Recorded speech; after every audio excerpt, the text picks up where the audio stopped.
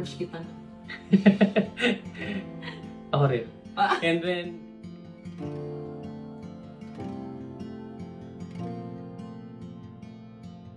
Grabe, 11 years tayong naghintayan. Can you believe it? 3 years ng ligaw tingin. And Crush na then, crush kita. ako rin. And then, 8 years of engagement, holding hands at church, iwas tukso, medyo martyr moves, pero worth it. And don't forget yung mga sermon ng titas and tito and syempre, yung parents namin, yung mga advice nila. Meron akong tita, sabi sa'yo, gayahin mo daw si Jacob. Kasi si Jacob nag-antay ng 7 years, so dapat ikaw din daw. Naalala mo? Oo, buti nga hindi 14.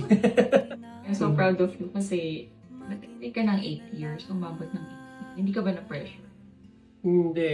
Because we know what we wanted. We wanted to honor God with our relationship. We wanted to build a solid foundation.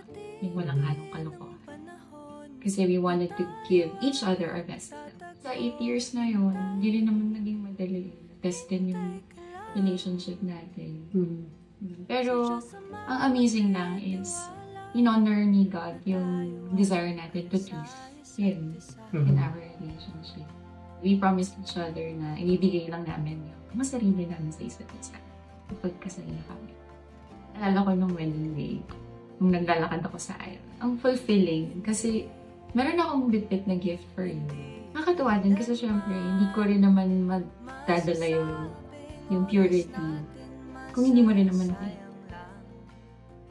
Kaya thank you. You're welcome. Looking back, marami tayong na-learn. Meron din tayong grow. We became better individuals and stronger as a couple. Kaya, ito tayo ngayon. Happily married for 6 years. Siyempre, sa marriage natin, dami rin natin pinagdaan. Hindi rin madali ang married life.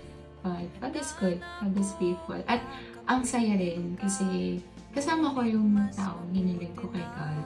Lalo na dun sa mga ups and downs ng life. Worth it lahat ng hirap sa paghihintay.